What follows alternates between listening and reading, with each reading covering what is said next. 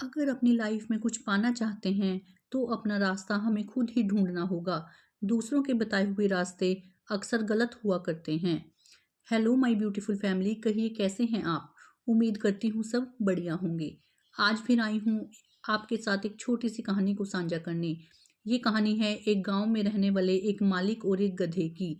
वो गांव ज़्यादा डेवलप नहीं था और ज़्यादा सुख सुविधा भी उसमें नहीं थी।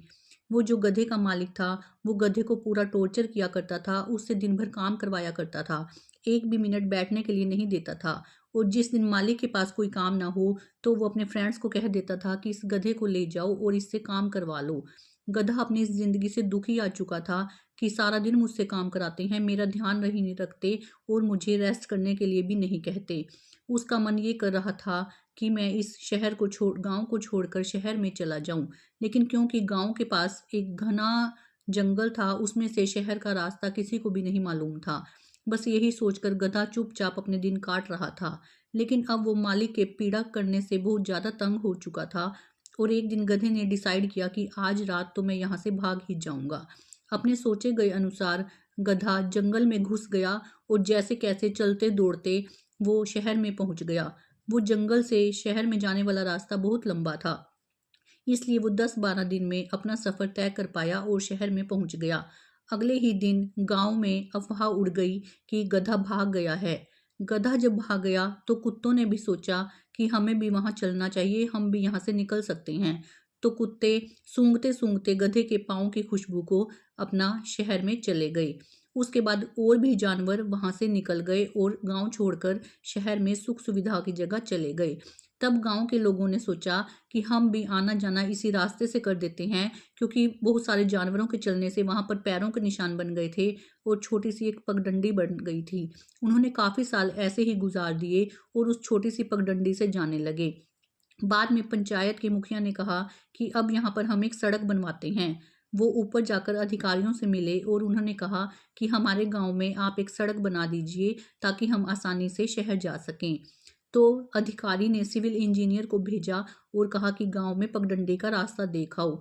तब गांव वालों ने कहा, अरे रास्ता देखने की कोई जरूरत नहीं है, सबके पैरों के निशान से वहां छोटी सी पगडंडी बन गई है, हम सब वहां जाकर आसानी से शहर में पहुंच जाएंगे। तो उस पर इंजीनियर ने बताया, कहा कि सबसे पहले इस रास्ते को किसने खोजा था। तो गांव वालों ने हंसकर कहा कि गधे ने खोजा था।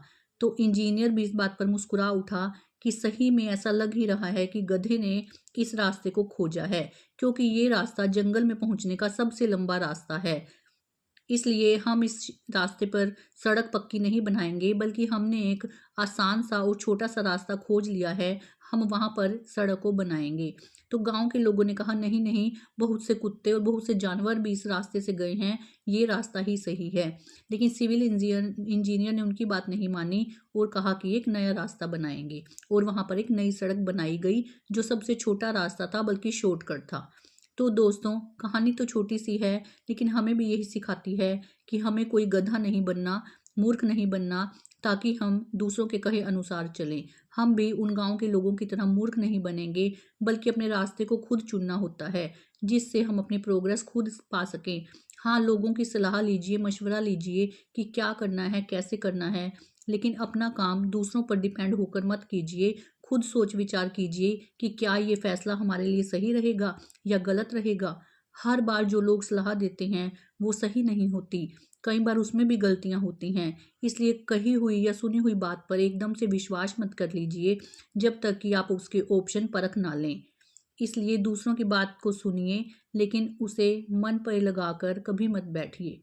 चलिए दोस्तों, आज के लिए इतना ही। मिलूंगी आपसे एक नई कहानी के साथ। तब तक के लिए आप सभी को मेरी नमस्कार।